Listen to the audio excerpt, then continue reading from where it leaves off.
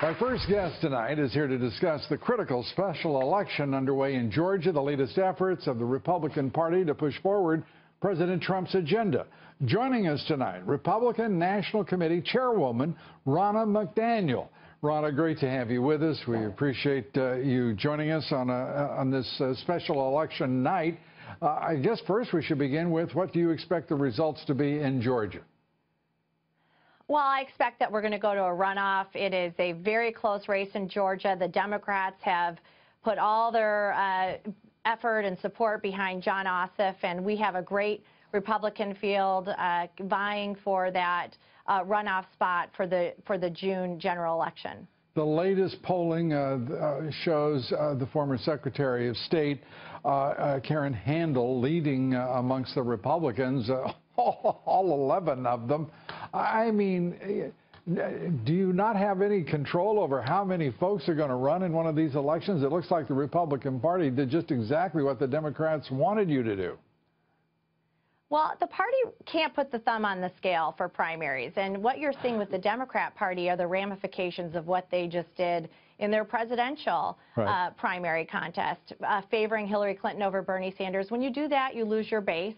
The voters are going to decide. They're going to pick the best candidate to face Jon Ossoff in the general. That candidate will be tested. They'll be better prepared to face the general. And that's the way the primary process works, and the party establishment should not be jumping in and picking and choosing the winners. Yeah, I was being facetious, but I also understand the sensibility of the remark.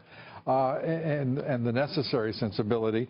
Is there any irony that you could exploit, or that the Republicans could exploit in Georgia, knowing that Jon Ossoff doesn't, as he's admitted throughout, doesn't even live in the 6th district?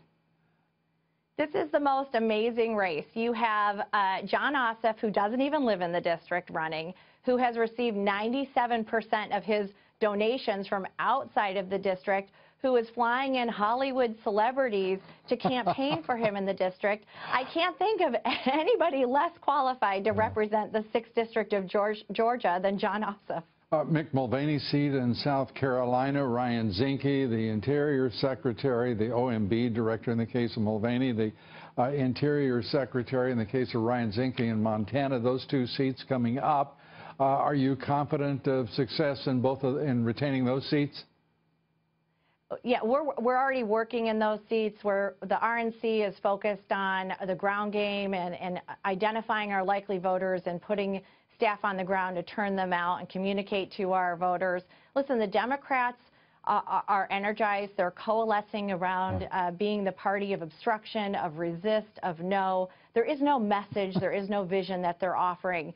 Resist and no don't appeal to you as a mantra for a political party?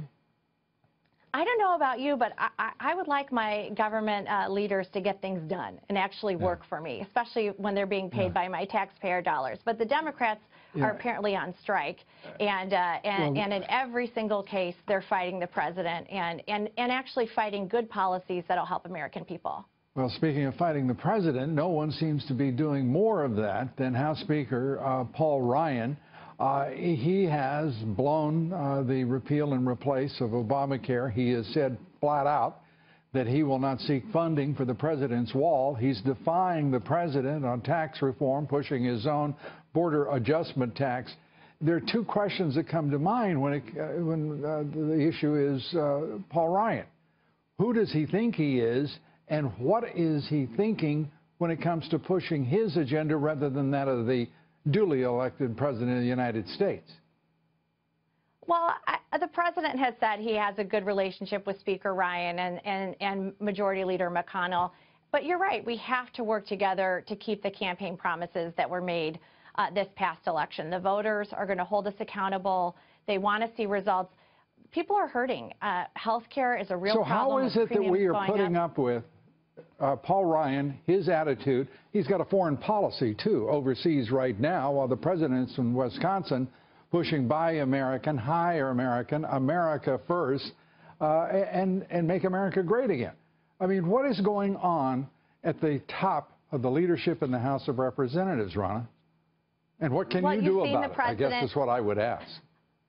Well, what I can tell them is that we're talking to the voters. I've traveled to 15 states. I've traveled 55,000 miles since I've been in this role as chair. And they really, the voters really want to see us deliver on the campaign promises that were made this election.